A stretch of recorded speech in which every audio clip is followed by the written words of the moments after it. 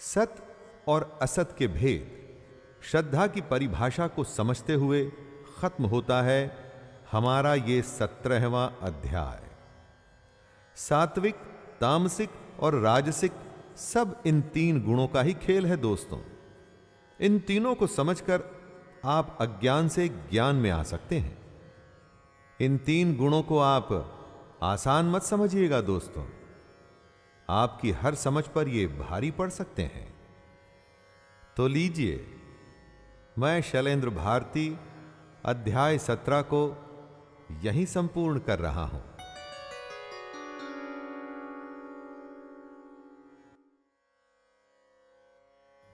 भगवत गीता अध्याय 18। नमस्कार दोस्तों, भगवत गीता के आखिरी अध्याय में पहले तो अर्जुन के प्रश्नों के उत्तर दिए जाएंगे और फिर उसके बाद श्री कृष्ण गीता के लाभ बताएंगे। कहते हैं कि दुनिया के सारे ज्ञान को अगर आप समेट लें, सारे वेद, उपनिषद और शास्त्र निचोड़ लें, तो उसका सार ही भगवत गीता है। इस सब में जो सार है वो है ज्ञान। ऐसा ज्ञान जिसके आगे कुछ भी नहीं, जिससे ज्यादा कुछ भी नहीं, जिस ज्ञान के बाद और कुछ भी नहीं जानना होता। इसी ज्ञान को इस आखिरी अध्याय में भगवान कृष्ण बता रहे हैं मोक्ष संन्यास योग के रूप में। मैं शैलेंद्र भारती भगवान कृष्ण के चरणों में वंदन करते हुए इस अध्याय का प्रारंभ करता हूं। जय श्री कृष्ण।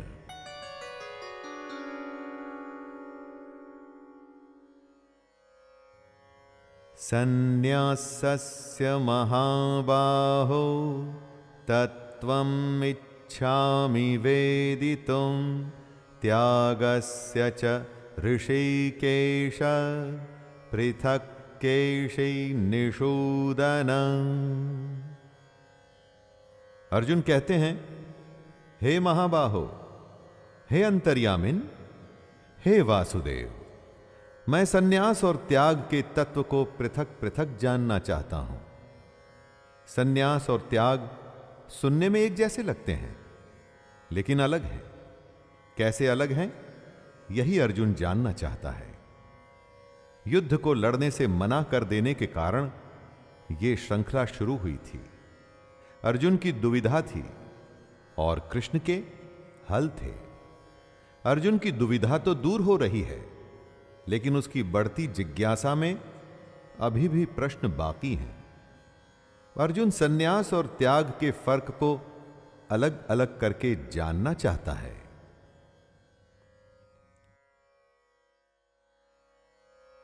श्री भगवानुवाच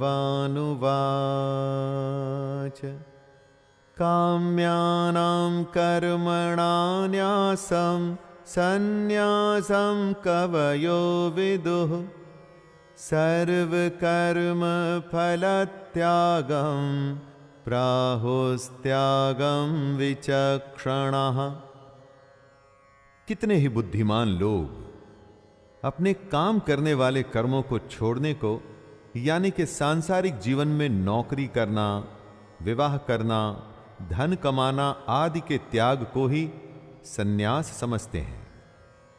कुछ दूसरे बुद्धिमान लोग सब कर्मों के फल के त्याग को त्याग मानते हैं। कर्मों के फल के त्याग से यहां मतलब हुआ कि इस लोक और परलोक की संपूर्ण कामनाओं का त्याग। बुद्धिमानों में 2 मान्यता होती है दोस्तों। एक के अनुसार अपने सांसारिक जीवन को त्याग देना ही सन्यास है, और दूसरी मान्यता कहती है कि अपना सब कुछ करते हुए अपने कर्मों के फल को त्याग देना ही त्याग है। त्याज्यं दोषवदित्येके कर्म प्राहुर्मनीषिणः यज्ञदान तपः कर्म न त्याज्यमिति चापरे। कई बड़े बड़े विद्वान ऐसा मानते हैं कि कर्म खुद ही दोष युक्त है, इसलिए त्यागने के योग्य है। मतलब कोई भी कैसा भी कर्म हो तो उसमें दोष तो होगा ही, इसलिए हर कर्म त्याग देने के ही लायक है। ऐसी हालत में तो फिर सन्यास ही एक उपाय बचता है। जबकि कई दूसरे विद्वान का ऐसा कहना है कि यज्ञ, दान और तप जैसे कर्म त्यागने योग्य नहीं है। यज्ञ, दान और तप से तो परमात्मा का रास्ता खुलता है। इन्हीं को त्याग देंगे तो भगवान तक कैसे पहुंचेंगे? इसीलिए कई विद्वान ऐसा मानते हैं कि यह कर्म त्यागने लायक नहीं। निश्चयं शृणु मे तत्र त्यागे भरत सत्तमा, त्यागो हि पुरुष व्याघ्र त्रिविधः संप्रकीर्तितः। त्याग और सन्यास का अगर शाब्दिक अर्थ देखा जाए तो एक ही है। इसीलिए अर्जुन अपनी शंका दूर करने के लिए दोनों में भेद बताने को कहता है। कृष्ण अलग अलग विद्वानों के अलग अलग मत के बारे में बताते हुए अर्जुन से कहते हैं, हे पुरुष श्रेष्ठ अर्जुन, सन्यास और त्याग इन दोनों में से पहले त्याग के विषय में तू मेरा निश्चय सुन, क्योंकि त्याग सात्विक, राजस और तामस भेद से 3 प्रकार का कहा गया है। यज्ञ और तप की तरह त्याग के भी 3 भेद होते हैं। इन 3 प्रकारों को सुन कि त्याग क्या है, तभी तू इसे अच्छी तरह से समझ सकेगा। यज्ञदान तपः कर्म न त्याज्यं कार्यमेव तत्, यज्ञोदानं तपश्चैव पावनानि मनीषिणाम्। कृष्ण कहते हैं कि यज्ञ, दान और तप जैसे कर्म त्यागने नहीं चाहिए, बल्कि ये तो करने के योग्य आवश्यक कर्तव्य हैं। उस पुरुष को बुद्धिमान माना जाता है जो इस ज्ञान को पा चुका है कि उसको अपने सारे कर्म बिना फल और आसक्ति के करने हैं। और ऐसे बुद्धिमान पुरुष खुद को पवित्र करने के लिए ही यज्ञ, दान और तप करते हैं। तो ऐसे में इनका त्याग कैसे किया जा सकता है? अलग विद्वानों के अलग मतों में से कृष्ण सही बात को बताते हुए कहते हैं, यज्ञ, दान और तप जैसे कर्मों को त्यागना नहीं चाहिए। एतान्यपि तु कर्माणि संगं त्यक्त्वा फलानि च कर्तव्यानीति मे पार्थ निश्चितं मतमुत्तमम्। यज्ञ, दान और तप रूप कर्मों का तो त्याग बिल्कुल भी नहीं किया जा सकता, क्योंकि ये तीनों पवित्र करने के लिए होते हैं। लेकिन कृष्ण साथ में ये भी कह रहे हैं कि हम जो भी काम करते हैं उनके फलों और आसक्ति का त्याग अवश्य कर देना चाहिए। जब त्याग करने की बात आई तो कृष्ण ने कर्म त्यागने की बात नहीं की। उन्होंने कहा कि उसके फल और उससे पैदा होने वाली आसक्ति को त्यागना है। कर्म योग पर कृष्ण का विशेष बल रहा है दोस्तों, वो ही हम सब के लिए संभव भी है। कर्म योग ही एक ऐसी चीज है जिससे हम अपने जीवन को जीते जीते परमात्मा के पास आ सकते हैं।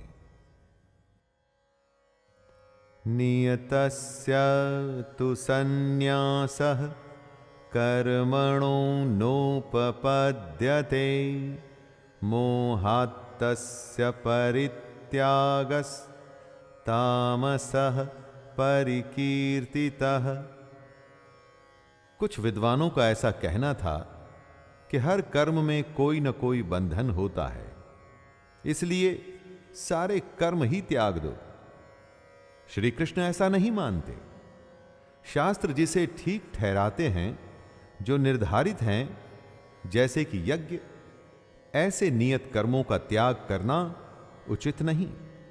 जो कर्म निषिद्ध हैं या काम्य कर्म जो फल के लिए किए जाते हैं, उनको त्याग देना चाहिए, लेकिन नियत कर्म को कभी नहीं त्यागना चाहिए।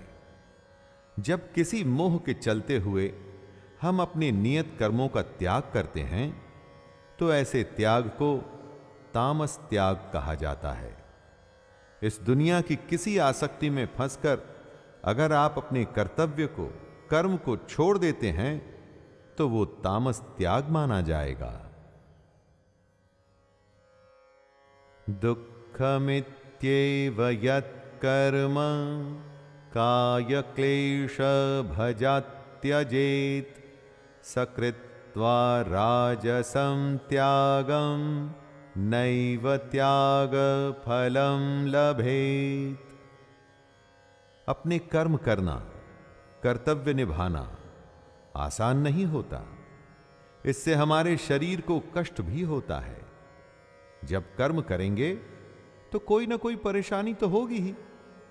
अब अगर ऐसा मान लेंगे कि जो कोई कर्म है वो सब दुख रूप ही है, और ऐसा समझकर यदि शारीरिक परेशानी के भय से कर्तव्य कर्मों का त्याग कर देंगे, तो ये राजस त्याग माना जाएगा। ऐसे त्याग का फल कभी भी नहीं मिलता। वैसे जब भी कोई त्याग किया जाता है, तो उसका फल परम शांति होती है। कभी कुछ त्याग करके देखिएगा, आप स्वयं ही समझ जाएंगे दोस्तों। लेकिन शारीरिक परेशानी के चलते अगर आपने अपने कर्मों का त्याग किया, तो उसका कुछ भी फल नहीं मिलेगा, क्योंकि वो राजस त्याग है। कार्यमित्येव यत्कर्म नियतं क्रियते अर्जुन संगं त्यक्त्वा फलं चैव सत्यागः सात्विको मतः।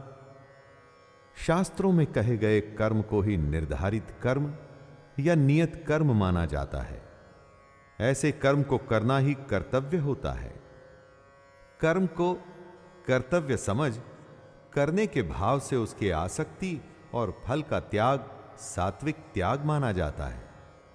सात्विक त्याग में एक खास बात है, और इसीलिए ये तामसिक और राजसिक कर्मों से बिल्कुल अलग है। इसमें कर्मों का त्याग नहीं, बल्कि कर्मों से होने वाले फल और उसकी आसक्ति का त्याग है। यही वो त्याग है जिससे कर्म करने वाले की शुद्धि होती है। क्योंकि ऐसा मनुष्य जो कर्म को कर्तव्य मान उसमें लिप्त नहीं होता, उसके फल से बंधता नहीं, उसकी आसक्ति में फंसता नहीं, तो इससे उसका अंतःकरण पवित्र होता है। इसलिए सात्विक त्याग श्रेष्ठ है। न द्वेष्ट्य कुशलं कर्म कुशले नानुषज्जते त्यागी सत्व समाविष्टो मेधावी छिन्न संशयः। दोस्तों, जो कर्म शास्त्र ने ओके कर दिए हैं, उन्हें नियत कर्म कहते हैं या फिर कुशल कर्म। लेकिन जो कर्म शास्त्र के विरुद्ध हैं, वो कर्म कल्याणकारी नहीं होते। उससे कल्याण यानी कि किसी का भला नहीं होता। ऐसे कर्मों को अकुशल कर्म कहा जाता है। कृष्ण कहते हैं, हे अर्जुन, ऐसा मनुष्य जो अकुशल कर्म से तो द्वेष नहीं करता और कुशल कर्म में आसक्त नहीं होता, वह शुद्ध सत्व गुण से युक्त पुरुष, संशय रहित, बुद्धिमान और सच्चा त्यागी है। करना तो सिर्फ कुशल कर्म ही है दोस्तों, क्योंकि अकुशल कर्म से कभी भला नहीं होगा। लेकिन साथ में ही अकुशल से द्वेष भी नहीं करना है और कुशल कर्म के फल में भी नहीं फंसना। यही बात कृष्ण कह रहे हैं।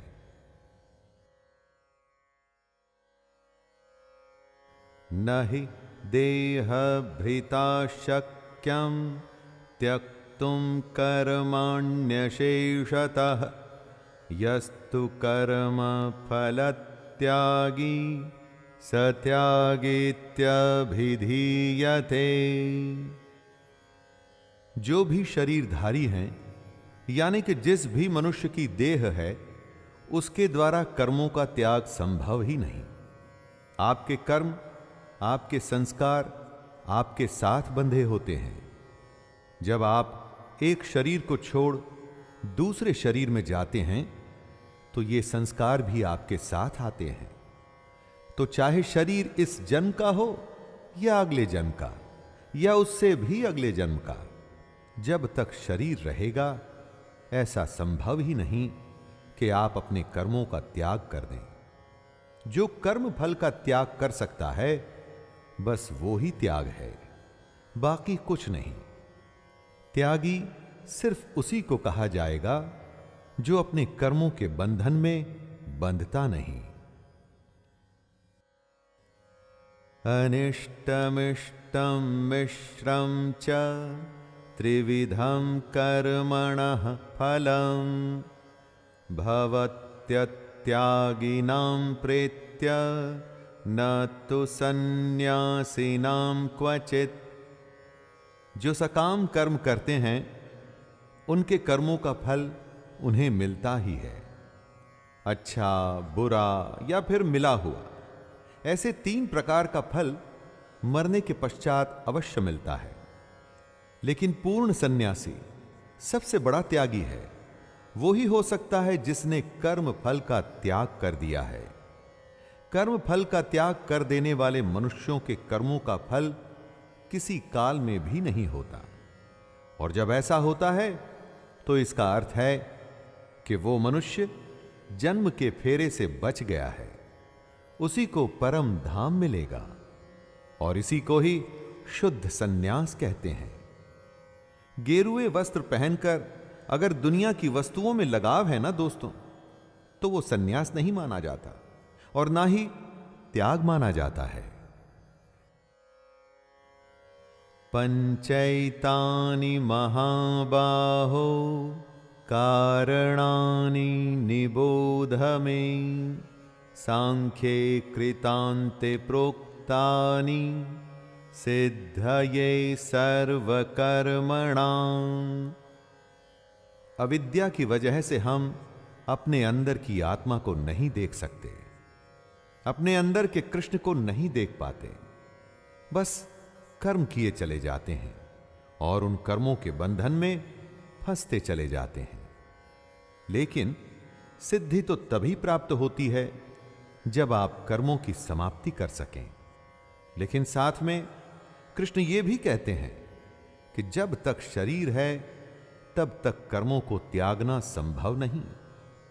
इसी उलझन को दूर करने के लिए कृष्ण संपूर्ण कर्मों की सिद्धि के लिए 5 उपाय बता रहे हैं और ये 5 उपाय सांख्य शास्त्र में कहे गए हैं, वही कृष्ण बता रहे हैं।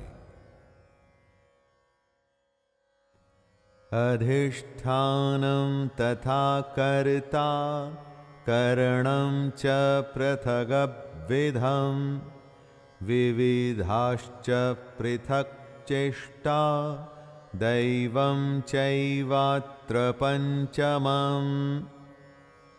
5 उपाय जो सांख्य शास्त्र में कहे गए हैं, उन्हें बताते हुए कृष्ण कहते हैं, पहला है अधिष्ठान, यानी कि करने वाले का शरीर, जहां इच्छा, द्वेष, सुख और ज्ञान की अभिव्यक्ति होती है। दूसरा है कर्ता, मतलब हमारा मन। उसके बाद करण, जिन इंद्रियों और साधनों द्वारा कर्म किए जाते हैं वो। तीसरा है अलग अलग चेष्टाएं, जैसे कि सांस लेना और इस तरह की दूसरी वायु से जुड़ी क्रियाएं या दूसरे काम। चौथा है आधार, यानी कि साधन। जिन इच्छाओं के साथ साधन जुड़ जाते हैं वहां वो काम पूरे हो जाते हैं। और पांचवां है दैव। ये 5 वो उपाय हैं जिनसे हम अपने कर्मों की सिद्धि कर सकते हैं। कर्मों की सिद्धि यानी कि अपने कर्मों को शास्त्र अनुसार कर सकते हैं। शरीरवांग मनोभिर्यत् कर्म प्रारभते नरः न्यायं वा विपरीतं वा पंचैते तस्य हेतवः। अधिष्ठान यानी शरीर, कर्ता यानी मन, इंद्रियां, चेष्टाएं और पांचवा है देव। कोई भी मनुष्य जो भी कोई कर्म करता है वो इन्हीं 5 कारणों से करता है। वो कर्म या तो शास्त्रानुकूल होते हैं अथवा विपरीत होते हैं, लेकिन होते इन्हीं 5 कारणों से हैं। अपने मन, वाणी और शरीर से हम इन 5 कारणों का प्रयोग करते हैं और उससे या तो वो कर्म होते हैं जिनकी शास्त्र अनुमति देते हैं या उसके विपरीत कर्म होते हैं। अगर आपने अपने कर्मों को सिद्ध करना है दोस्तों, तो यह जानना बहुत जरूरी है कि कर्म कैसे किए जाएं, और यही बात कृष्ण समझा रहे हैं। तत्रैवं सति कर्तारम् आत्मानं केवलं तु यः पश्यत्यकृतबुद्धित्वान् न स पश्यति दुर्मतिः। सारे कर्म 5 कारणों की वजह से होते हैं, लेकिन वो पुरुष जिनमें बुद्धि कम है या ज्ञान ज्यादा है, वो ऐसा मानते हैं कि कर्ता आत्मा है, तो वो गलत समझते हैं। आत्मा तो शुद्ध स्वरूप है, उसे आप कर्ता नहीं मान सकते। जो बार बार जन्म लेता है, अपने कर्मों में फंसा रहता है और हर बार इस दुनिया में आके और भी ज्यादा अज्ञानी हो जाता है, उसे दुर्बुद्धि कहते हैं। ऐसा मनुष्य सब कुछ देखता हुआ भी नहीं देखता, इसीलिए वो आत्मा को कर्ता समझता है। जो करता है भगवान करता है, ऐसा कहने वाले अपने कर्मों से पीछा छुड़ाते हैं। ये ठीक नहीं। आत्मा कर्मों में लिप्त नहीं होती। बताए गए 5 कारणों से ही हमारे कर्म होते हैं। यस्य नाहंकृतो भावो बुद्धिर्यस्य न लिप्यते हत्वापि स इमां लोकान् न हन्ति न निबध्यते। ये सोचना कि सब कुछ हम ही करते हैं, ये गलत है। आप करता नहीं हैं। जिस पुरुष के अंतःकरण में मैं करता हूं ऐसा भाव नहीं आता, वो ही ज्ञानी होता है, बाकी पुरुष नहीं। जिसकी बुद्धि सांसारिक पदार्थों में और कर्मों में लिपायमान नहीं होती, कर्म और उसके पदार्थों में नहीं बंधती, वो पुरुष ज्ञानी होता है। ऐसा ज्ञानी पुरुष वास्तव में न तो मरता है और न पाप से बंधता है, क्योंकि वो जीने मरने से मुक्त हो जाता है। कृष्ण ऐसा कई बार कह चुके हैं। उसी को दोहराते हुए वो समझा रहे हैं कि कर्म करना है, लेकिन उसके फल में इच्छा नहीं रखनी। फल में आसक्ति ही वो बंधन है जिससे सबको छूटना है, और तभी कर्मों की सिद्धि संभव होगी। ज्ञानं ज्ञेयं परिज्ञाता त्रिविधा कर्म चोदना करणं कर्म कर्तेति त्रिविधः कर्म संग्रह। ज्ञाता उसे कहते हैं जिसे ज्ञात होता है, यानी कि जानने वाला। जिसके द्वारा जाना जाए वो ज्ञान कहलाता है। और जिसे जाना जाता है उसे ज्ञेय कहते हैं, यानी कि जानने में आने वाली वस्तु।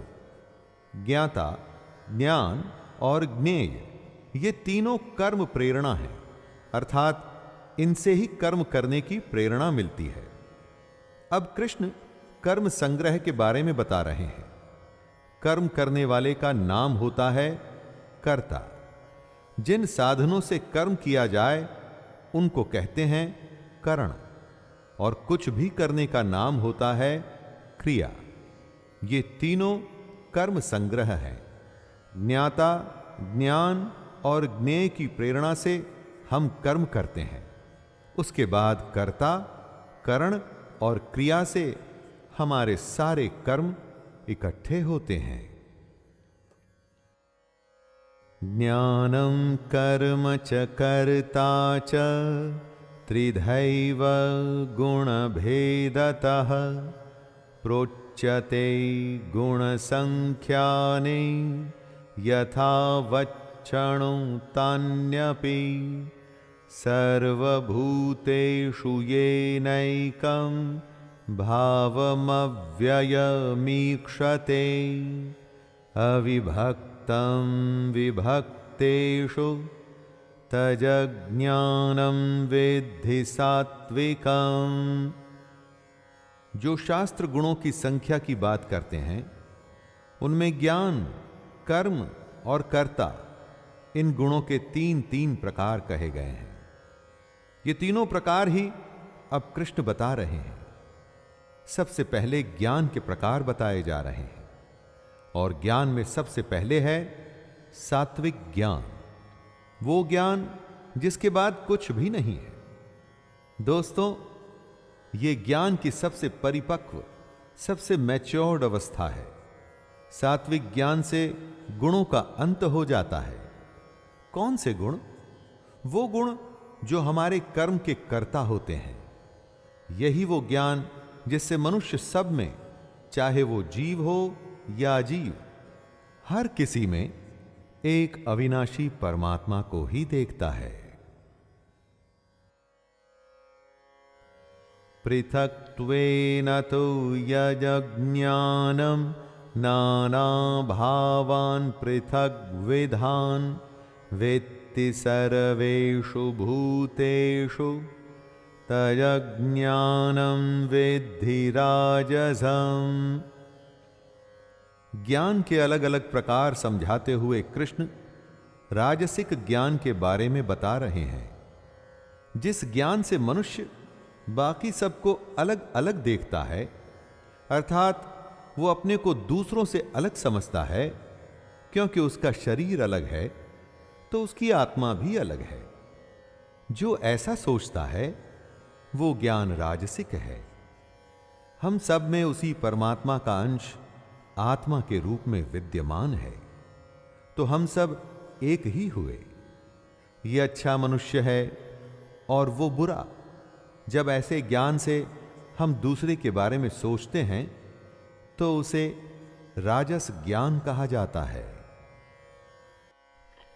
यत्तु कृत्स्न वदेकस्मिन् कार्ये सक्तमहैतुकम् अतत्त्वार्थ वदल्पञ्च तत्तामसमुदाहृतम्।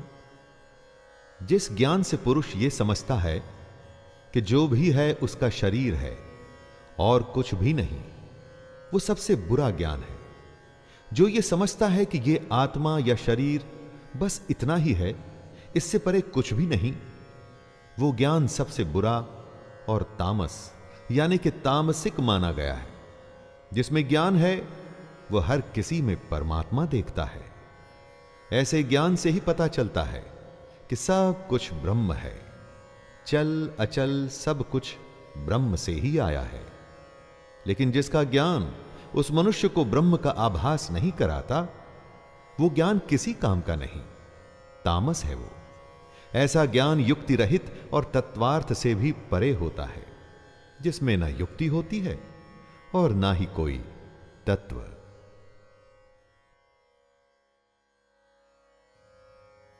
नियतं संगरहितं अरागद्वेषतः कृतं अफलप्रेप्सुना कर्म यत् तत्सात्विकमुच्यते। अब कृष्ण कर्म के अलग अलग प्रकार बता रहे हैं। कृष्ण कह रहे हैं, हे अर्जुन, जो कर्म शास्त्र विधि से नियत किया हुआ और कर्तापन के अभिमान से रहित हो तथा फल न चाहने वाले पुरुष द्वारा बिना राग द्वेष के किया गया हो, वह सात्विक कहा जाता है। कर्म शास्त्रों के अनुसार होना चाहिए और उसको करने वाले में यानी कि कर्ता में अभिमान नहीं होना चाहिए। कर्म को करने वाले आपके गुण होते हैं, आप नहीं। मैंने ये किया है, इस अभिमान से जो दूर होता है उसके द्वारा किया गया शास्त्रानुसार कर्म ही सात्विक कहलाता है।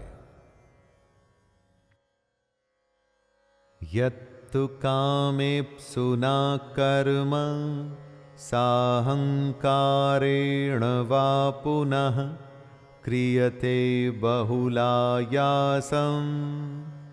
तद्राजसमुदाहृतं।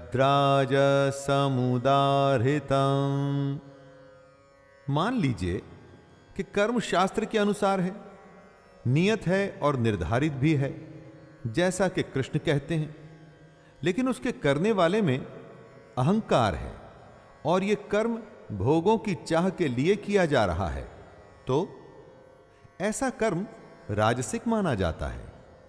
कर्म तो यह पुरुष भी वो ही कर रहा है जो सात्विक कर्म करने वाले ने किया, लेकिन इस कर्म को करने में अहंकार आ गया।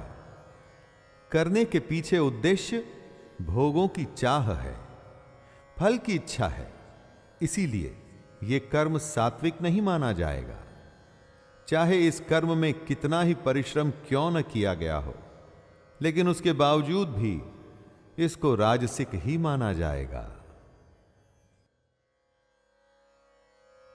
अनुबंधं क्षयं हिंसां मनवेक्ष्य च पौरुषं मोहादारभ्यते कर्म यत्तामसमुच्यते। बिना सोचे समझे जो कर्म किया जाता है उसका क्या? जिस कर्म को करते हुए उसके परिणाम के बारे में नहीं सोचा जाता, जिस कर्म में यह नहीं सोचा जाता कि कितनी हिंसा होगी और क्या उस कर्म को करने में कर्ता का सामर्थ्य भी है, ऐसे कर्म को तामसिक कहा जाता है। तामसिक कर्म अज्ञान से शुरू होता है।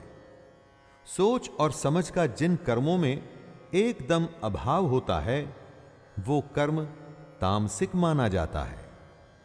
तमोगुण से जो कर्म होते हैं वो तामसिक कर्म होते हैं। इसलिए दोस्तों, अगली बार जब आप कुछ भी करें तो पहले सोचिएगा कि आपका कर्म कौन सी श्रेणी में आता है। मुक्त संगो नहंवादी धृत्युत्साह समन्वितः सिद्धय सिद्धयो निर्विकारः कर्ता सात्विक उच्यते। कृष्ण कर्ता के रूपों को समझा रहे हैं। कर्ता यानी कि करने वाला। सबसे पहले सात्विक कर्ता, जो कर्ता संग रहित है अर्थात आसक्ति से रहित है, जो कर्म करते हुए घमंड में बड़ी बड़ी बातें नहीं करता, वो कर्ता जिसमें धैर्य भी है और उत्साह भी, ऐसा कर्ता सात्विक माना जाता है। सात्विक कर्ता काम के पूरा होने पर ना तो खुश होता है और ना ही उदास होता है। ऐसे कर्ता के गुण सात्विक होते हैं दोस्तों, क्योंकि योगी की परिभाषा भी तो यही है ना, न खुश और ना ही दुखी। सात्विक कर्ता बस अपने कर्म को कर्तव्य की तरह करता है, बिना डींगे हांके और बिना खुश और दुखी हुए। रागी कर्म फल प्रेप्सुर लुब्धो हिंसात्मको शुचिः हर्ष शोकान्वितः कर्ता राजसः परिकीर्तितः। जिस कर्ता में आसक्ति है यानी कि मोह है और वो कर्म करते हुए उसके फल को चाहता है, वो राजसिक कर्ता माना जाता है। राजसिक कर्ता की पहचान होती है उसका लोभ। वो सब कुछ लालच में आके करता है। दूसरों को कष्ट देने में उसे परेशानी नहीं होती, जो न अंदर से ही शुद्ध होता है और ना ही बाहर से। जो बहुत ज्यादा खुश होता है या बहुत ज्यादा दुख में रहता है, वो राजसिक कहलाता है। जब मोह में आके किसी लालच यानी कि कर्म के फल के लिए कर्म किया जाता है, जहां दूसरे की परेशानी को न सोच के बस अपना काम निकाला जाता है, तो या तो खुशी होती है या दुख, और ऐसा करने वाले को ही राजसिक कर्ता कहा जाता है। आयुक्तः प्राकृतः स्तब्धः शठो नैष्कृतिको लसः विषादी दीर्घसूत्री च कर्ता तामस उच्यते। अब कृष्ण समझा रहे हैं तामसिक कर्ता को। जैसा कि नाम से समझ में आता है, तामसिक कर्ता यानी कि नाश करने वाला। जो मनुष्य काम के लिए अयुक्त है, मतलब कि ठीक नहीं है, जिसमें शिक्षा की कमी है, जो घमंडी और धूर्त है, वो ही तामसिक कर्ता माना जाता है। तामसिक कर्ता दूसरों की जीविका यानी लाइवलीहुड का नाश करने वाला होता है। दोस्तों, ऐसा कर्ता शोक करने वाला, एक नंबर का आलसी और दीर्घ सूत्री होता है। दीर्घ सूत्री उसे कहते हैं जो आज की बात को कल पे टालता है और बस टालता ही जाता है। खुद को देखिए, अपने लोगों को और दोस्तों को देखिए और सोचिए कि आप कौन से कर्ता हैं। बुद्धिर्भेदं धृतेश्चैव गुणतस्त्रिविधं शृणु प्रोच्यमानमशेषेण पृथकत्वेन धनंजय। ज्ञान, कर्म और कर्ता के भेद बताने के बाद अब कृष्ण बुद्धि और धृति के गुणों के अनुसार उनके 3 प्रकार के भेद बता रहे हैं। हमारे चित्त में बुद्धि भी होती है और धृति भी। बुद्धि तो आप जानते ही हैं, जिससे कि आप लोग सोचते हैं, समझ को ग्रहण करते हैं, और धृति यानी कि धारण करने की शक्ति, खुद को रोकने की शक्ति। बुद्धि और धृति में बड़ा गहरा संबंध है। जब आप खुद को रोक सकेंगे, अपने पर नियंत्रण कर सकेंगे, तभी तो बुद्धि को कोई विचार अच्छा लगेगा। या फिर जब विचार आ गया, तब उसको अमल में लाने के लिए, इंद्रियों का विषय बनाने के लिए हमें खुद पर नियंत्रण करना पड़ता है। प्रवृत्तिं च निवृत्तिं च कार्याकार्ये भयाभये बंधं मोक्षं च या वेति बुद्धि सा पार्थ सात्विकी। इस श्लोक में कृष्ण सात्विक बुद्धि को समझा रहे हैं। जो बुद्धि प्रवृत्ति मार्ग और निवृत्ति मार्ग का भेद समझाती है, वो सात्विक है। प्रवृत्ति मार्ग यानी कि गृहस्थ में रहते हुए फल और आसक्ति को त्याग देना, और बुद्धि का केवल लोक शिक्षा के लिए इस्तेमाल करना। और निवृत्ति मार्ग होता है जब देहाभिमान को त्याग कर संसार से विरक्त हो, बस परमात्मा को सोचते हुए विचरना। ज्यादातर ऋषि मुनि निवृत्ति मार्ग को ही अपनाए हुए हैं। इसी तरह से जो बुद्धि कर्तव्य और अकर्तव्य को, भय और अभय को तथा बंधन और मोक्ष को असल में जानती है, उनके यथार्थ को जानती है, वह बुद्धि सात्विकी कहलाती है। यया धर्मम धर्मं च कार्यं चाकार्यमेव च अयथावत् प्रजानाति बुद्धिः सा पार्थ राजसी। जो बुद्धि धर्म और अधर्म भेद नहीं कर पाती, वो बुद्धि राजसी कहलाती है।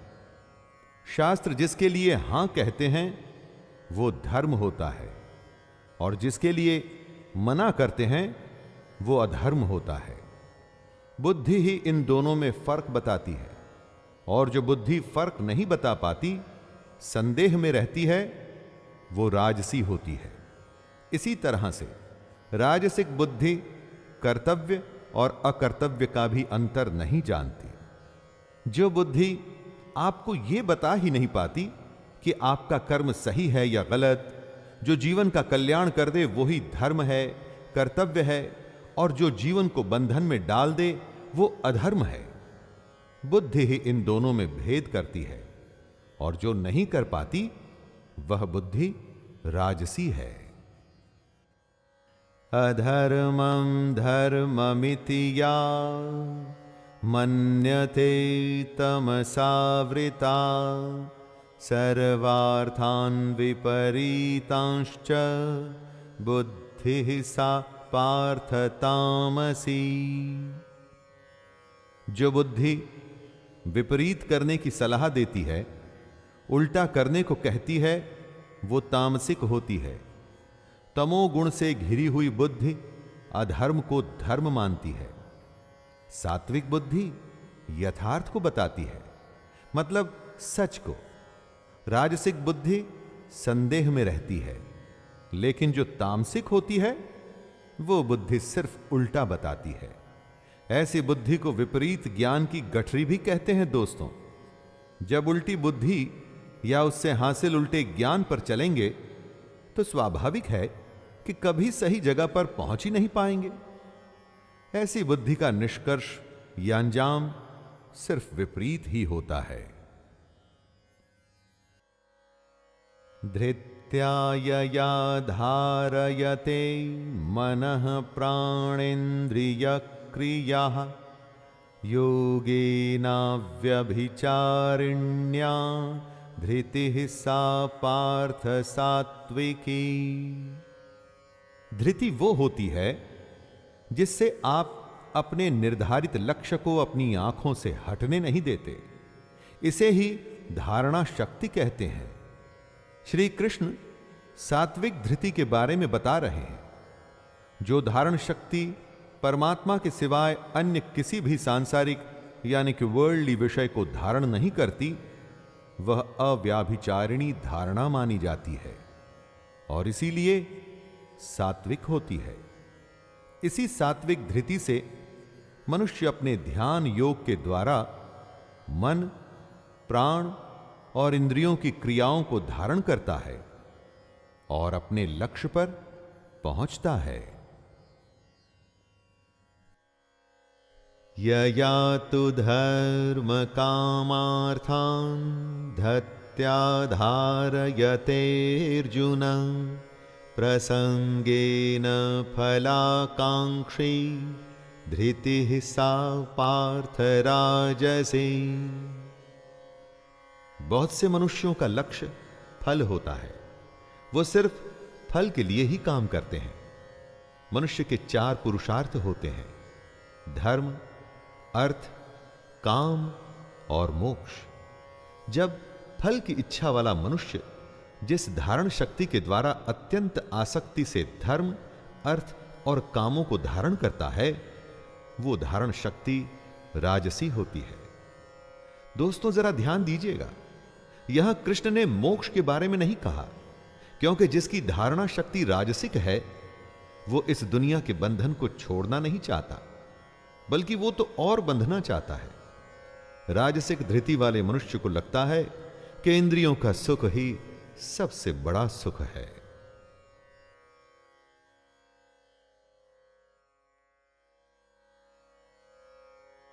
यया स्वप्नं भयं शोकं विषादं मदमेव च न विमुञ्चति दुर्मेधा धृतिः सा पार्थ तामसी।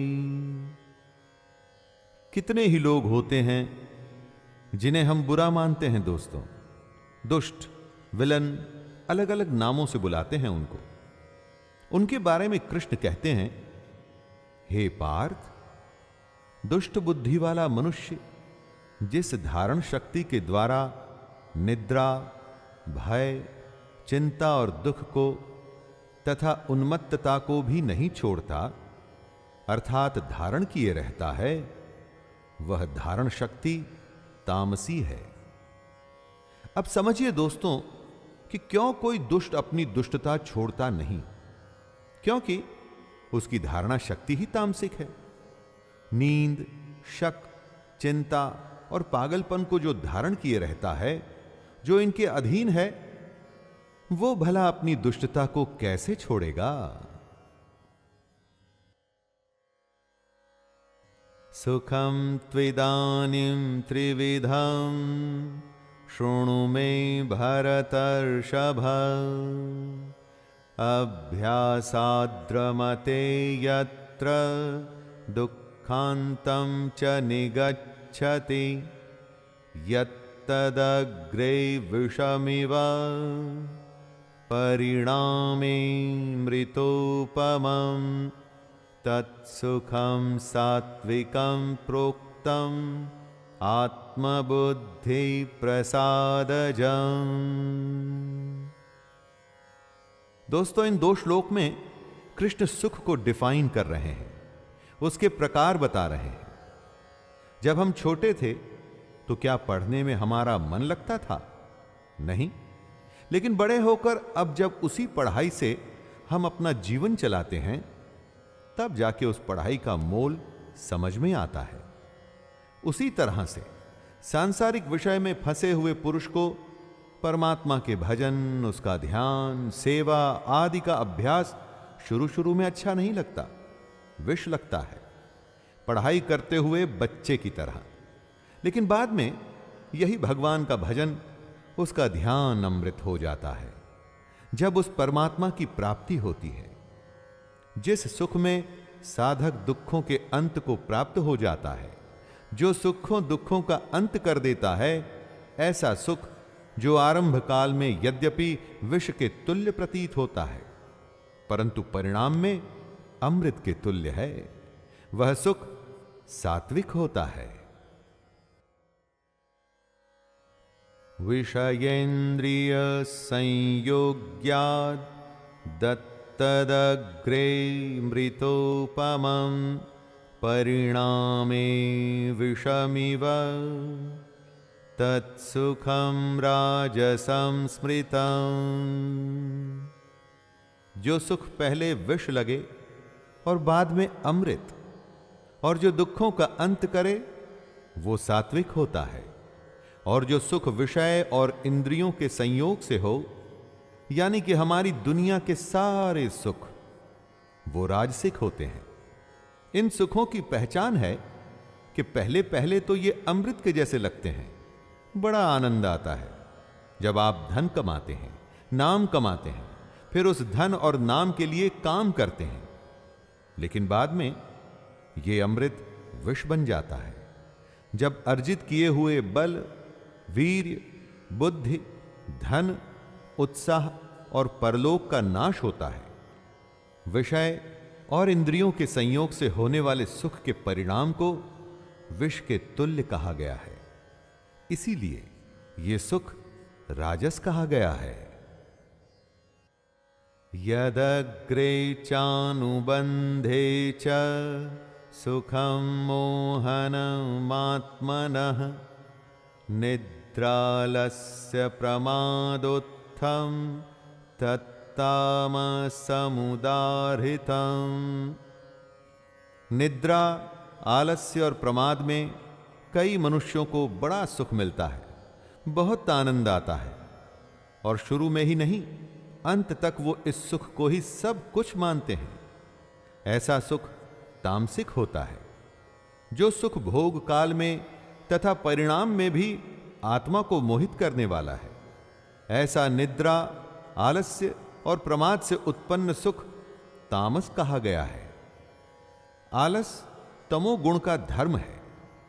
आलसी मनुष्य बस टालता है, कभी कुछ करता नहीं, और इसी में उसे सुख मिलता है। ऐसे पुरुष इतने आलसी होते हैं कि सोचने की भी कोशिश नहीं करते, उसमें भी उन्हें आलस आता है और इसी में उन्हें सुख भी मिलता है। इस तरह का सुख है तो विष, लेकिन शुरू और अंत में अमृत लगता है और उसी को तामसिक कहते हैं। न तदस्ति पृथिव्यां वा दिवि देवेषु वा पुनः सत्वं प्रकृतिजैर्मुक्तं यदेभिः स्यात् त्रिभिर्गुणैः। सत, रज और तम, इन तीन गुणों में सब समाया है। दोस्तों, कृष्ण ने हमें अपने आत्मनिरीक्षण यानी कि सेल्फ एनालिसिस के लिए ही ज्ञान, कर्म, कर्ता, बुद्धि और धृति का भेद बताया है। अपने काम, अपनी समझ, अपने मन के बारे में सोच के हम ये जान सकते हैं कि ये तीनों में से कौन सी श्रेणी में आते हैं। कृष्ण कहते हैं कि पृथ्वी में या आकाश में अथवा देवताओं में ऐसा कोई भी प्राणी नहीं जो प्रकृति से उत्पन्न इन तीन गुणों से रहित हो। सब कुछ इन तीन गुणों से ही परिभाषित होता है। अपने अस्तित्व को पहचानने के लिए कृष्ण ने ऐसा रामबाण तरीका बताया है जिसके बाद आप अपने हर अज्ञान को मिटा सकते हैं, अपने को पहचान कर बेहतर हो सकते हैं और निश्चय कर सकते हैं कि आपके लिए यह दुनिया अच्छी है या वो दुनिया। ब्राह्मण क्षत्रिय विषां शूद्राणां च परन्तप कर्माणि प्रविभक्तानि स्वभाव प्रभवैर्गुणैः। दोस्तों, हमारे देश की सबसे बड़ी समस्या है जाति प्रथा, और वो इसलिए जो कृष्ण ने कहा वो हमने कभी समझा ही नहीं और बस अपनी बनाई हुई रूढ़ियों में फंस के रह गए। अब जरा ध्यान से सुनिए कि कृष्ण क्या कह रहे हैं। हे परंतप, ब्राह्मण, क्षत्रिय और वैश्यों के तथा शूद्रों के कर्म स्वभाव से उत्पन्न गुणों द्वारा विभक्त किए गए हैं। आपका जो स्वभाव है उससे आपका कर्म होगा। जैसा आपका कर्म होगा वैसी आपकी जाति होगी। जिस परिवार में आप पैदा हुए हैं उस परिवार का नाम आपकी जाति डिसाइड नहीं करता दोस्तों। आपके गुण ये फैसला करते हैं कि आप क्या हैं। इसीलिए गुण के आधार पर कर्म के 4 विभाग बांटे गए हैं। शमो दमस्तपः शौचं क्षान्तिरार्जवमेव च ज्ञानं विज्ञानमास्तिक्यं ब्रह्म कर्म स्वभावजम्। कौन से ऐसे गुण हैं जो आपको ब्राह्मण मानते हैं? जरा ध्यान दे के सुनिएगा। अंतःकरण का निग्रह करना यानी कि मन को सब ओर से हटाकर एक जगह केंद्रित करना, इंद्रियों को नियंत्रण में रखना, अपने धर्म के लिए कष्ट सहना, बाहर भीतर से शुद्ध रहना, दूसरों के अपराधों को क्षमा करना ब्राह्मण के गुण हैं। ब्राह्मण के हर काम में सरलता और सादगी होती है। मन, इंद्रिय और शरीर को सरल रखना, वेद, शास्त्र, ईश्वर और परलोक आदि में श्रद्धा रखना, वेद शास्त्रों का अध्ययन, अध्यापन करना और परमात्मा के तत्व का अनुभव करना, ये सब के सब ही ब्राह्मण के स्वाभाविक कर्म हैं। शौर्यं तेजो धृतिर्दाक्ष्यं युद्धे चाप्यपलायनं दानमीश्वर भावश्च क्षात्रं कर्म स्वभावजम्। अब जानिए कि क्षत्रिय के क्या गुण होते हैं। सबसे पहला गुण है शूरवीरता। जो शूरवीर नहीं है, जो युद्ध में वीरता से लड़ने को तैयार ही नहीं, उसे आप कैसे क्षत्रिय मानेंगे? शूरवीर होने के अलावा क्षत्रिय में तेज होना चाहिए, धैर्य होना चाहिए। अगर संयम नहीं होगा तो आप युद्ध में ज्यादा समय टिक नहीं पाएंगे। क्षत्रिय को चतुर भी होना पड़ेगा। युद्ध में सिर्फ लड़ाई नहीं होती, कूटनीति का, रणनीति का भी प्रयोग होता है। क्षत्रिय के सबसे बड़े गुणों में से एक है युद्ध में न भागना। इसके अलावा क्षत्रिय को दान देना चाहिए और उसमें स्वाभिमान होना चाहिए। ये सब के सभी क्षत्रिय के स्वाभाविक कर्म हैं।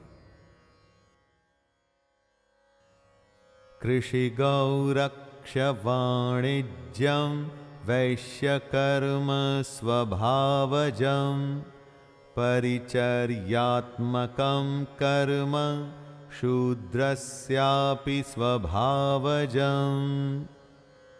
इस श्लोक में कृष्ण वैश्य और शूद्रों के बारे में बता रहे हैं। खेती, गौपालन अर्थात गाय पालना और क्रय विक्रय रूप सत्य व्यवहार वैश्य के स्वाभाविक कर्म माने गए हैं। कृष्ण कहते हैं क्रय विक्रय रूप सत्य व्यवहार यानी बिजनेस। जी हां दोस्तों, सच्चा बिजनेस वस्तुओं के खरीदने और बेचने में तौल, नाप और गिनती आदि से कम देना अथवा अधिक लेना, अर्थात लेन देन में बेईमानी तथा झूठ, कपट, चोरी और जबरदस्ती से अथवा अन्य किसी प्रकार से दूसरों के हक को ग्रहण कर लेना सत्य व्यवहार नहीं होता। बिजनेस में यह सत्य व्यवहार वैश्य के स्वाभाविक कर्म है। शूद्र यानी जो अल्पज्ञ है, जिसमें ज्ञान की कमी है, जिसमें ज्ञान कम है, वो अपना उद्धार सिर्फ बाकियों की सेवा से ही कर सकता है। उसके लिए और कोई चारा नहीं। अगर आप अपना ज्ञान बढ़ाते नहीं तो आप शूद्र की श्रेणी में आएंगे और तब सबकी सेवा करना ही शूद्र का स्वाभाविक कर्म होगा। स्वे स्वे कर्मण्यभिरतः संसिद्धिं लभते नरः स्वकर्मनिरतः सिद्धिं यथा विन्दति तच्छृणु। आपके गुणों से आपके कर्म होते हैं और जो अपने अपने स्वाभाविक कर्मों में तत्परता से लगा हुआ होता है वो मनुष्य भगवत प्राप्ति रूप परम सिद्धि को प्राप्त हो जाता है।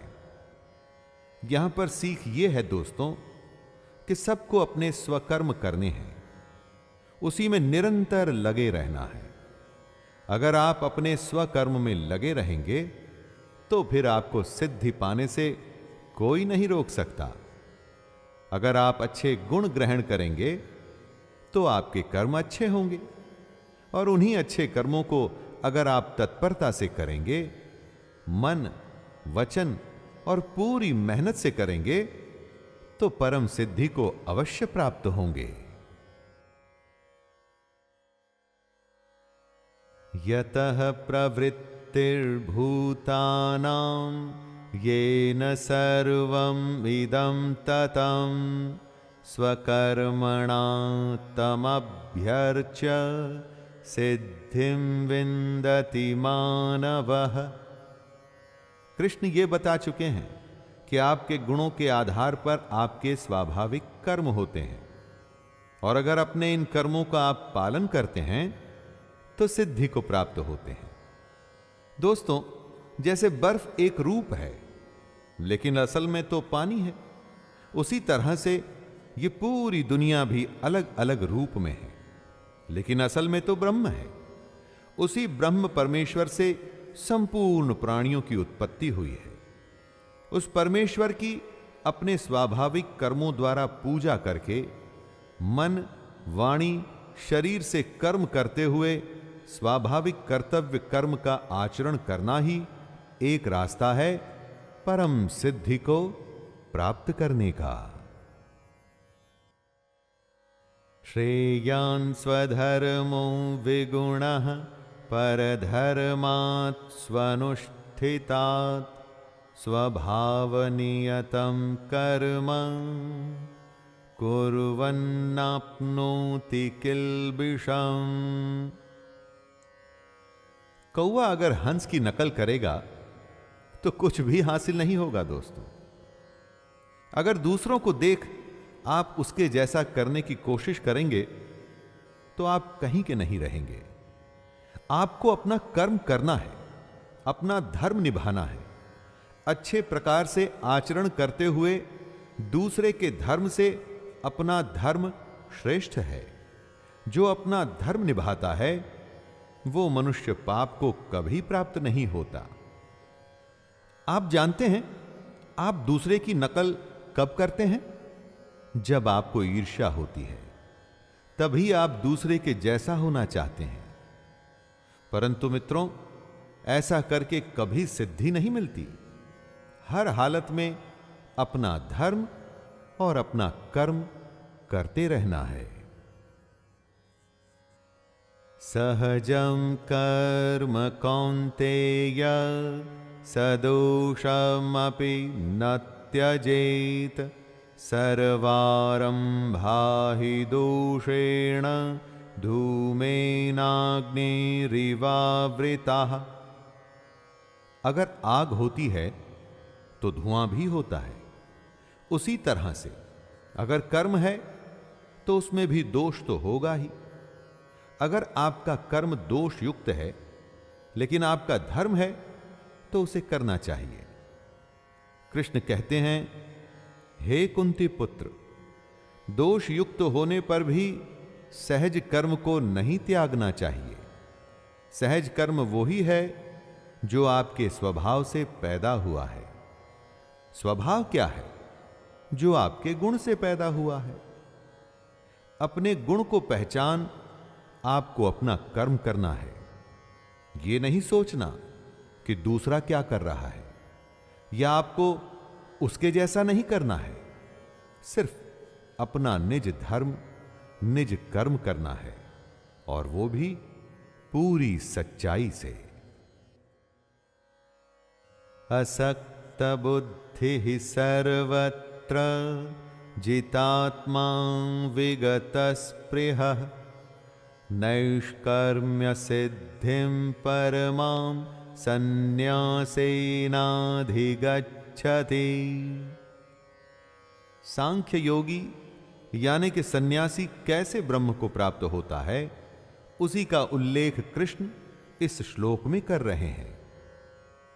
सबसे पहले सन्यासी को होना है सर्वत्र आसक्ति रहित बुद्धि वाला, यानी कि बच्चे, पत्नी, दुनिया, जिसकी किसी में भी आसक्ति नहीं, जो इन सब के मोह से मुक्त हो चुका है, वो जो स्पृहा रहित है, वो यानी कि जिसकी तृष्णा, प्यास खत्म हो चुकी है।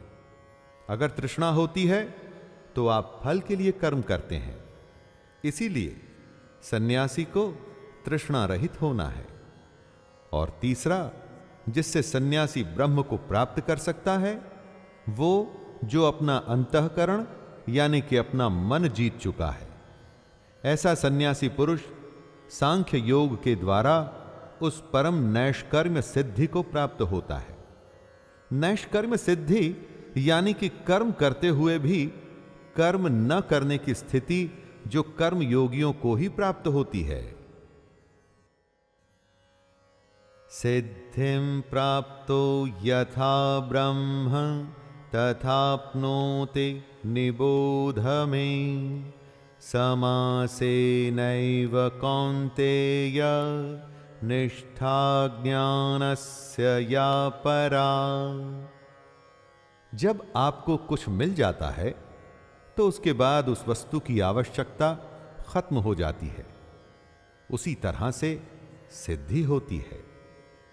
जब आप सिद्धि पा लेते हैं तो उसके बाद आपके लिए कुछ भी प्राप्त करने के लिए रह नहीं जाता।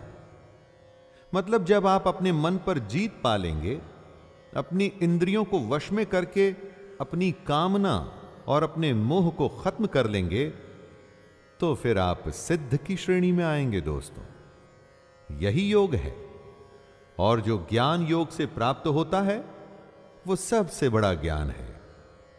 सांख्य योगी यानी कि सन्यासी के लिए सबसे बड़ी सिद्धि है नैष्कर्म्य सिद्धि। इस सिद्धि के बाद वो मनुष्य ब्रह्म को प्राप्त होता है।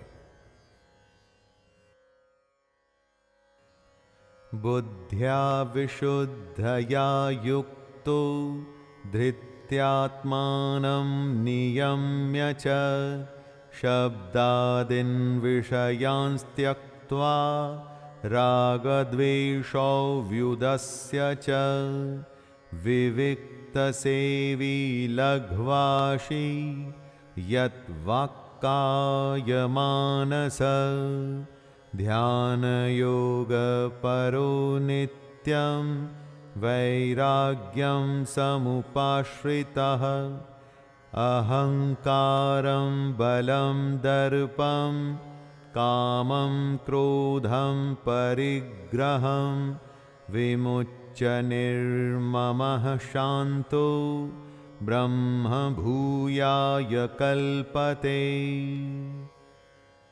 एक सन्यासी के लिए नैष्कर्म्य सिद्धि से ब्रह्म को प्राप्त करने की विधि क्या है, यही कृष्ण समझा रहे हैं।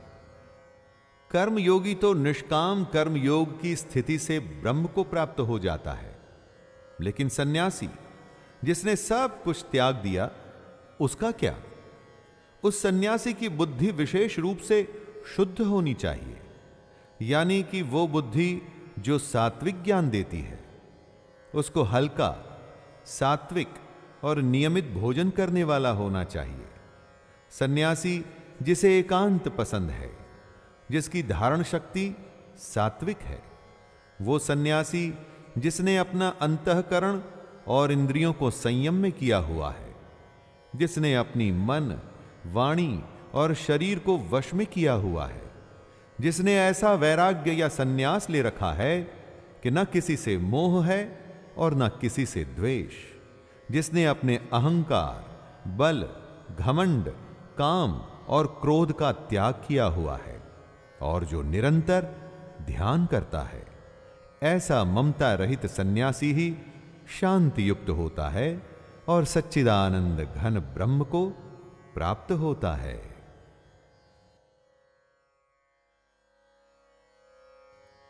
ब्रह्मभूतः प्रसन्नात्मा न शोचति न कांक्षति समः सर्वेषु भूतेषु मद्भक्तिं लभते पराम्। वो सांख्य योगी जो वैराग्य और सन्यास की सबसे बड़ी सिद्धि पा लेता है, वो उस ब्रह्म में ही केंद्रित रहता है। उसके ध्यान से वो कभी विचलित नहीं होता। ऐसा प्रसन्न मन वाला योगी न तो किसी के लिए शोक करता है और न किसी की आकांक्षा ही करता है। दोस्तों, सांख्य योगी की सबसे बड़ी भक्ति क्या होती है? सबसे बड़ी भक्ति को कृष्ण पराभक्ति कहते हैं और पराभक्ति के बारे में बताते हुए कहते हैं कि वो भक्ति जिसमें तत्व ज्ञान की पराकाष्ठा होती है, यानी कि जिसको जानने के बाद और कुछ जानना बाकी नहीं रहता। इसी पराभक्ति को ज्ञान की परानिष्ठा, परम नैष्कर्म्य सिद्धि और परम सिद्धि कहा जाता है।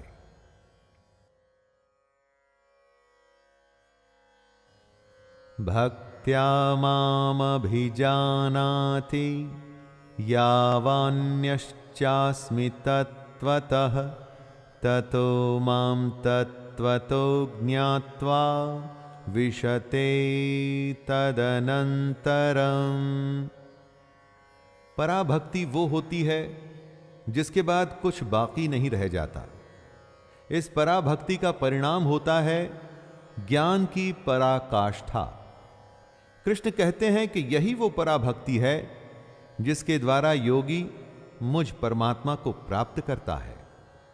सांख्य योगी वो ही है जो अपनी भक्ति से कृष्ण जो हैं और जितना है उनको वैसे ही जान लेता है।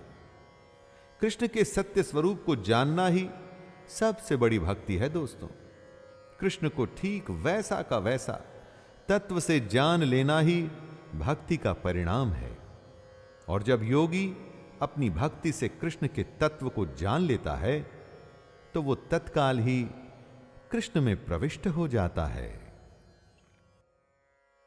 सर्वकर्माण्यपि सदा कुर्वाणो मद्व्यपाश्रयः मत्प्रसादादवाप्नोति शाश्वतं पदमव्ययम्।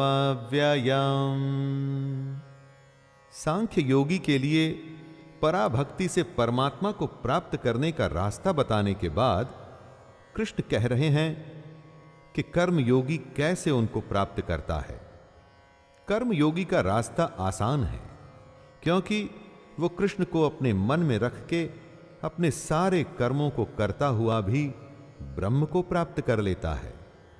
जिस तरह से सांख्य योगी की पराभक्ति, उसकी ज्ञान निष्ठा उसको परम पद पर लेके जाती है, उसी तरह कर्म योगी का निष्काम कर्म भी उसको उसी गंतव्य पर लाता है। वो कर्म योगी जिसका एक ही आश्रय है कृष्ण, ऐसा कर्मयोगी कृष्ण की कृपा से सनातन अविनाशी परम पद को प्राप्त हो जाता है। चेतसा सर्वकर्माणि मयि सन्न्यास्य मत्परः बुद्धियोगमुपाश्रित्य मच्चित्तः सततं भव। कर्मयोगी कैसे परम सिद्धि को प्राप्त होता है, उसी को दोहराते हुए कृष्ण बताते हैं कि कर्मयोगी को अपने सारे कर्मों को सच्चे मन से कृष्ण को अर्पण कर देने चाहिए। अपने कर्मों को कृष्ण को अर्पण करने के बाद उसको समबुद्धि रूप से योग में लग जाना चाहिए। योग वही है जो दुखों का अंत करता है। ऐसे योग में निरंतर अभ्यास करते हुए उस कर्म योगी के चित्त में सिर्फ कृष्ण ही होने चाहिए। कर्म जो किया वो कृष्ण को अर्पण किया, योग जो किया उसमें भी चित्त में कृष्ण ही हो। ऐसी स्थिति में आपकी पूरी जिम्मेदारी कृष्ण की हो जाती है। उसके बाद आप कृष्ण के और वो आपके। मच्चित्तः सर्वदुर्गाणि मत्प्रसादात् तरिष्यसि अथ चेत्त्वमहङ्कारान् न श्रोष्यसि विनङ्क्ष्यसि। जब आपके चित्त में कृष्ण होंगे तो फिर उनकी कृपा से आप समस्त संकटों को अपने आप ही पार कर जाएंगे। लेकिन यदि आप में अहंकार आ गया कि कर्मों का कर्ता तो मैं हूं, मैंने ये किया, मैंने वो किया, मैंने धन संपत्ति कमाई, मेरा दुनिया में इतना बड़ा नाम है, ऐसे अहंकार के बाद आप नष्ट होना तय हैं।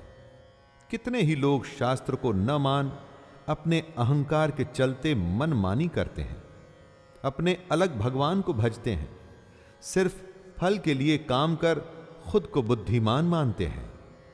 ऐसे लोगों का नष्ट होना तय होता है दोस्तों। उनके संकट ही उनको खत्म कर देते हैं। यदहंकारमाश्रित्य न योत्स्य इति मन्यसे मिथ्यैष व्यवसायस्ते प्रकृतिस्त्वं नियोक्ष्यति। हमारे गुण, हमारा स्वभाव हमसे कर्म करवाते हैं और यही करता है। इसी को समझाते हुए कृष्ण कहते हैं, हे अर्जुन, जो तू अहंकार का आश्रय लेकर ये मान रहा है कि मैं युद्ध नहीं करूंगा, तो तेरा यह निश्चय मिथ्या है, क्योंकि तेरा स्वभाव तुझे जबरदस्ती युद्ध में लगा देगा। अर्जुन क्षत्रिय हैं, क्या ऐसा हो सकता है कि युद्ध शुरू हो जाए और वो एक तरफ हाथ पर हाथ धर के बैठा रहे? नहीं, कभी भी नहीं। ये उसका अहंकार है जो उससे बुलवा रहा है कि वो युद्ध नहीं करेगा। लेकिन ये मिथ्या है, झूठ है। सच अर्जुन का स्वभाव है जो उससे युद्ध करवाएगा। स्वभावजेन कौन्तेय निबद्धः स्वेन कर्मणा कर्तुं नेच्छसि यन्मोहात् करिष्यस्य वशोऽपि तत्। अर्जुन ने युद्ध करने से जो मना कर दिया था, उसका विश्लेषण करते हुए कृष्ण कहते हैं कि ऐसा वो मोह के कारण नहीं करना चाहता और ऐसा उसे अभी लग रहा है, लेकिन उसका स्वभाव उसे विवश कर देगा युद्ध करने के लिए। अर्जुन की ही तरह दोस्तों, हम सबके पूर्वकृत स्वाभाविक कर्म होते हैं, चाहे पिछले जन्म के हों या इस जन्म के। वो स्वभाव ही हमसे हमारे कर्म करवाते हैं। आप चाहें या ना चाहें, वो कर्म तो आप करते ही हैं, और इन्हीं कर्मों को करना आपका धर्म भी होता है। यही आपका स्वधर्म भी होता है। इसलिए मोह में आके ऐसा सोचना कि आप कर्तव्य नहीं करेंगे, वो गलत होता है, मिथ्या होता है। ईश्वरः सर्वभूतानां हृद्देशेऽर्जुन तिष्ठति भ्रामयन् सर्वभूतानि यंत्र आरूढ़ानि मायया। अगर आपके शरीर को एक यंत्र या मशीन माना जाए तो इस दुनिया में यह यंत्र घूम रहा है। दोस्तों, कोई भी मशीन खुद अपने आप कुछ नहीं कर पाती। उस मशीन को कोई चलाने वाला चाहिए होता है, और हमारे शरीर रूपी यंत्र को चलाता है ईश्वर, ब्रह्म। उसी की माया है ये दुनिया। हमारे कर्मों के अनुसार इस दुनिया में हमारा शरीर काम करता है, जिसका नियंत्रण उसी के हाथ में है, जो ब्रह्म है, परमात्मा है, और हमारे शरीर में वो आत्मा है। अपने हृदय में स्थित इसी ब्रह्म को पहचानना ही तो सारा खेल है दोस्तों। जब तक आप नहीं पहचानते, इस माया का प्रपंच चलता ही रहता है, चलता ही रहता है, चलता ही रहता है। तमेव शरणं गच्छ सर्वभावेन भारत तत्प्रसादात् परां शान्तिं स्थानं प्राप्स्यसि शाश्वतम्। कृष्ण कहते हैं कि सब भावों को भूल के हमें अपने अंदर स्थित परमेश्वर के आश्रय में जाना चाहिए।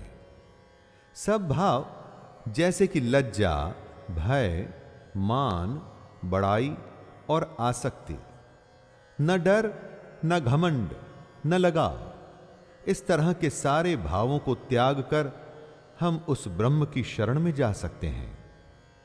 परमेश्वर के आश्रय में जाने का मतलब है कि उसके सर्वस्व को समझना, पूरी श्रद्धा से और प्रेम से उस भगवान के गुण, प्रभाव और स्वरूप का चिंतन करना, उसकी आज्ञा के अनुसार अपने कर्तव्य कर्मों का निस्वार्थ भाव से करते हुए उसी को अर्पण कर देना। यही तरीका है परम शांति और परम धाम पाने का। इति ते ज्ञानमाख्यातं गुह्याद् गुह्यतरं मया विमृश्यैतदशेषेण यथेच्छसि तथा कुरु। हे अर्जुन, इस प्रकार ये गोपनीय से भी अति गोपनीय ज्ञान मैंने तुमसे कह दिया। अब तू इस रहस्य युक्त ज्ञान को पूर्णतया भली भांति विचार कर, जैसे चाहता है वैसे ही कर। दोस्तों, कृष्ण सारथी हैं, मार्गदर्शक हैं, गुरु हैं। और क्या करता है गुरु? वो अपने शिष्य को सब कुछ सिखा उसे परीक्षा में, युद्ध में भेज देता है। उसके बाद वो शिष्य होता है और गुरु का दिया हुआ ज्ञान, और साथ ही साथ शिष्य का अपना अभ्यास। यही तो यहां कृष्ण भी कर रहे हैं। सारा ज्ञान देने के बाद वो अर्जुन को कह रहे हैं कि अब तुझे जो करना है वो तू कर। लेकिन सबसे खास बात, जो ज्ञान उन्होंने अर्जुन को दिया है वो अत्यंत ही गोपनीय है। इस ज्ञान के बारे में कृष्ण के अलावा कोई नहीं जानता था दोस्तों। अब अर्जुन जानते हैं, और उसके साथ साथ हम भी। सर्वगुह्यतमं भूतः शृणु मे परमं वचः, इष्टोऽसि मे दृढमिति ततो वक्ष्यामि ते हितं। मन्मनां भव मद्भक्तो मद्याजी मां नमस्कुरु। मामे वैष्यसि सत्यं ते प्रतिजाने प्रियोऽसि मे। कृष्ण का रहस्य केवल कृष्ण ही जानते थे, लेकिन अर्जुन उनका अतिशय प्रिय था। अर्जुन उन्हें बेहद पसंद था, इसलिए कृष्ण उसका भला चाहते थे। उसके भले के लिए ही सबसे बड़े रहस्य को वो उसे बता रहे हैं और कह रहे हैं कि इसे ध्यान से सुन। कृष्ण कहते हैं, हे अर्जुन, तू मुझ में मन वाला हो, मेरा भक्त बन, मेरा पूजन करने वाला हो और मुझको प्रणाम कर। ऐसा करने से तू मुझको ही प्राप्त होगा। ये मैं तुझसे सत्य प्रतिज्ञा करता हूं, क्योंकि तू मेरा अत्यंत प्रिय है। दोस्तों, अर्जुन कृष्ण का अत्यंत प्रिय था। ये तो महाभारत की बात थी, लेकिन आज वो हर मनुष्य जो कृष्ण में, उनकी गीता में विश्वास रख, उनके कहे अनुसार उनकी बातों पर चलने को तैयार है, वो भी कृष्ण को अत्यंत प्रिय है। इसीलिए वो कह रहे हैं कि अपने मन को उनमें लगाना है, उनका भक्त बनना है, उन्हीं की पूजा करनी है और उन्हीं को प्रणाम करते हुए उनके कहे हुए कर्मों को करना है। सर्वधर्मान् परित्यज्य मामेकं शरणं व्रज, अहं त्वा सर्वपापेभ्यो मोक्षयिष्यामि मा शुचः। अपना अहंकार, अपने होने का भाव, अपना अस्तित्व सब कुछ भूलकर बस अपने को कृष्ण की शरण में डाल देना है। ऐसा ही कृष्ण कहते हैं। अपने धर्मों को, यानी कि अपने संपूर्ण कर्तव्य कर्मों को कृष्ण को सौंपकर सिर्फ उस सर्वशक्तिमान, सर्वाधार परमेश्वर की ही शरण में जाना है। कृष्ण कहते हैं, हे अर्जुन, मैं तुझे संपूर्ण पापों से मुक्त कर दूंगा, तू शोक मत कर। दोस्तों, जब आप कृष्ण की शरण में चले गए, यानी कि उनके कहे अनुसार चलने लगे, तो फिर आपके शोक आपके न होकर कृष्ण के हो जाते हैं। उनका यही कहना है कि वो हर शोक को दूर कर देंगे।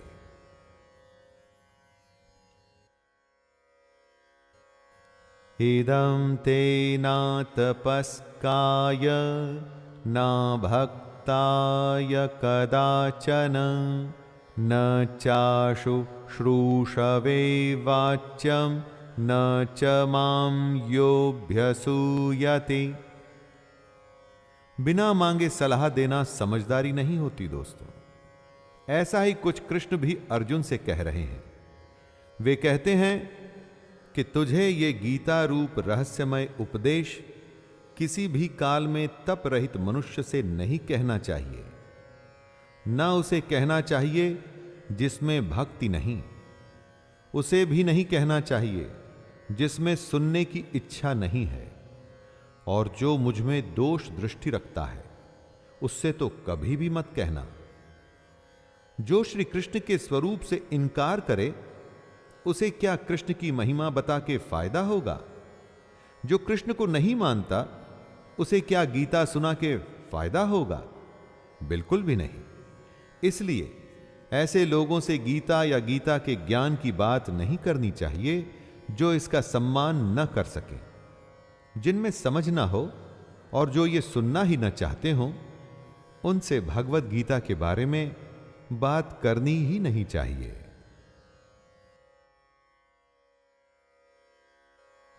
यैमं परमं गुह्यं मद्भक्तेष्वभिधास्यति भक्तिं मयि परां कृत्वा मामे वैष्यत्य संशयः। कृष्ण कहते हैं कि जो उनके स्वरूप से इनकार करता है उसे गीता नहीं सुनानी चाहिए। जिसमें भक्ति नहीं उसको गीता का ज्ञान देना व्यर्थ है। लेकिन साथ में कृष्ण ये भी कहते हैं कि जो पुरुष मुझ में परम प्रेम करके इस परम रहस्य युक्त गीता शास्त्र को मेरे भक्तों में कहेगा वह मुझको ही प्राप्त होगा, इसमें कोई संदेह नहीं है। यहां कहेगा से सिर्फ यह मतलब नहीं कि आप गीता पाठ करेंगे। दोस्तों, यहां कहेगा से यह मतलब है कि जो ज्ञान बांटेगा तो खुद भी वो उसी ज्ञान पर चलेगा, और जो कृष्ण के बताए ज्ञान पर चलेगा तो स्वाभाविक ही है कि एक दिन वो कृष्ण को ही प्राप्त हो जाएगा। न च तस्मान् मनुष्येषु कश्चिन्मे प्रियकृत्तमः भविता न च मे तस्मादन्यः प्रियतरो भुवि। कृष्ण ने अर्जुन को अपना सबसे प्रिय बताया, और वो इसलिए क्योंकि कृष्ण जानते थे कि अर्जुन उनका सबसे बड़ा भक्त है। सबसे बड़ा भक्त इसलिए नहीं कि अर्जुन उनकी भक्ति करता था, इसलिए कि वो कृष्ण को अपना गुरु मान उनकी हर कही बात पर चलता था। ऐसा कृष्ण हर किसी के लिए कह रहे हैं दोस्तों। जो भी सच्चे भाव से गीता का प्रचार करेगा वो कृष्ण को सबसे अधिक प्रिय है। जो भी गीता की कही बात पर चलकर औरों को ज्ञान और कर्म के पथ पर बढ़ाएगा उससे अधिक कृष्ण को पूरे पृथ्वी भर में कोई भी प्रिय नहीं, और भविष्य में भी ऐसे भक्त से अधिक प्रिय कृष्ण को कोई नहीं होगा। अध्येष्यते च य इमं धर्म्यं संवादमावयोः ज्ञानयज्ञेन तेनाहम् इष्टः स्यामिति मे मतिः। कृष्ण कहते हैं कि जो पुरुष इस धर्ममय गीता यानी कि हम दोनों के संवाद रूप गीता शास्त्र को पढ़ेगा उसके द्वारा भी मैं ज्ञान यज्ञ से पूजित होऊंगा, ऐसा मेरा मत है। गीता शास्त्र के पाठ की भी कितनी बड़ी महिमा है। सिर्फ पाठ करने से ही ज्ञान यज्ञ का लाभ मिल रहा है, और असल में यह सिर्फ पाठ नहीं है। गीता को पढ़ने से जो ज्ञान की तरंग हमारे मस्तिष्क को आंदोलित करती है वो हमारे जीवन को बदलने के लिए बहुत है। गीता का पाठ यज्ञ है और जिसका परिणाम ज्ञान है। ज्ञान की प्राप्ति के बाद सब कुछ संभव है दोस्तों। श्रद्धावाननसूयश्च शृणुयादपि यो नरः सोपि मुक्तः शुभान् लोकान् प्राप्नुयात् पुण्यकर्मणाम्। जो गीता का पाठ करता है, इसे सुनाता है, उसको तो ज्ञान यज्ञ का लाभ होता ही है। लेकिन जो मनुष्य श्रद्धा युक्त और दोष दृष्टि से रहित होकर इस गीता शास्त्र को सुनता है, वह भी पापों से मुक्त होकर उत्तम कर्म करने वालों के श्रेष्ठ लोकों को प्राप्त होगा। और यह इसलिए क्योंकि जो सुन रहा है वो अपने चित्त में इन उपदेशों को ग्रहण कर रहा है। जो किसी कारण गीता की कही बातों पर चलने में असमर्थ है, अगर वो इसको सुनता भी है तो भी कृष्ण को ही प्राप्त होता है। यहां पर सबसे बड़ी बात है गीता के ज्ञान को अपने अंदर समाहित करना। वो कर्म करके हो, सन्यास से हो या हरि गीता सुन के हो, हर हालात में कृष्ण आपके साथ ही हैं। कच्चिदेतच्छ्रुतं पार्थ त्वयैकाग्रेण चेतसा कच्चिदज्ञानसम्मोहः प्रनष्टस्ते धनञ्जय। अर्जुन उवाच नष्टो मोहः स्मृतिर्लब्धा त्वप्रसादान्मयाच्युत स्थितोऽस्मि गतसन्देहः करिष्ये वचनं तव। सबसे बड़े ज्ञान, सबसे गोपनीय ज्ञान, जिसको आज तक किसी ने नहीं सुना था, ऐसे ज्ञान को बांटने के बाद कृष्ण अर्जुन से पूछते हैं, हे पार्थ, क्या इस गीता शास्त्र को तूने एकाग्र चित्त से श्रवण किया? हे धनंजय, क्या तेरा अज्ञान जनित मोह नष्ट हुआ? और इसी का उत्तर देते हुए अर्जुन कहते हैं, हे अच्युत, आपकी कृपा से मेरा मोह नष्ट हो गया और मैंने स्मृति प्राप्त कर ली है। अब मैं संशय रहित होकर स्थिर हूं, अतः आपकी आज्ञा का पालन करूंगा। दोस्तों, हमारे भारत की परंपरा थी स्मृति, यानी कि अपनी याद से ज्ञान आगे बांटा जाता था। इसीलिए अर्जुन कह रहे हैं कि उन्हें स्मृति प्राप्त हुई।